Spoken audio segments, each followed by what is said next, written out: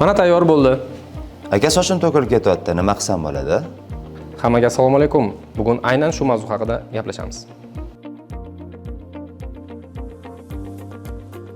Bunday holatlar juda ham ko'p odamlarda uchraydi. Eng asosiysi buni sababini to'g'ri o'rganishimiz kerak. Hozir sizlarga tushuntiraman. Soch to'kilishiga bir nechta omillar, noto'g'ri ovqatlanish, bosh terisini noto'g'ri parvarish qilish sabab bo'lishi mumkin. Oxirgi paytlarda ishlar ko'p, ovqatlanish o'zini rejimida emas, uyqu ham juda ham kam.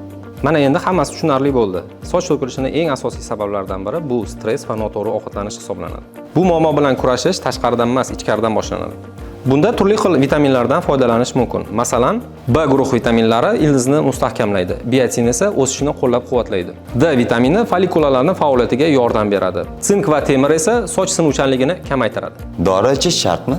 Avvalambor ovqatlanishni to'g'irlash kerak. Tuxum, baliq, yong'oq va ko'katli taomlarni ko'proq iste'mol qilish kerak. Undan tashqari shampun tanlaganimizda uni tarkibini o'rganib chiqishimiz kerak bo'ladi. Chunki noto'g'ri tanlangan shampun soch ildiziga shikast yetkazishi mumkin. Va bosh yuvganda ham ehtiyotkorlik bilan tirnoqlarni ishlatmagan holda barmog'i uchlari bilan massaj qilib bosh yuvamiz. Qaynoq suv bilan emas, iliq suv bilan bosh yuvish kerak. Fen bilan soch quritganimizda ham juda ham issiq rejimda ishlatmaslik kerak bo'ladi. Men tez qurisin deb doim issiq fen ishlatardim. Ha, ana shu ham sochni zaiflashtiradi. Kuchli styling vositalarini ham kamaytirish kerak. Har kuni gel va lak ishlatish soch ildizini og'irlashtiradi. Eng yaxshisi tabiiy ko'rinish. Demak, masala faqat shampunda emas ekanda. Ha, albatta, soch organizmi holatini ko'rsatadi. Tana sog'lom bo'lsa, sochlar ham sog'lom bo'ladi. Sizlar bilan Shuhrat Ismatillayev va maxsus mahorat darslari bo'ldi. Bizlarni kuzatib borishda davom eting va rasmiy sahifalarimizga obuna bo'ling.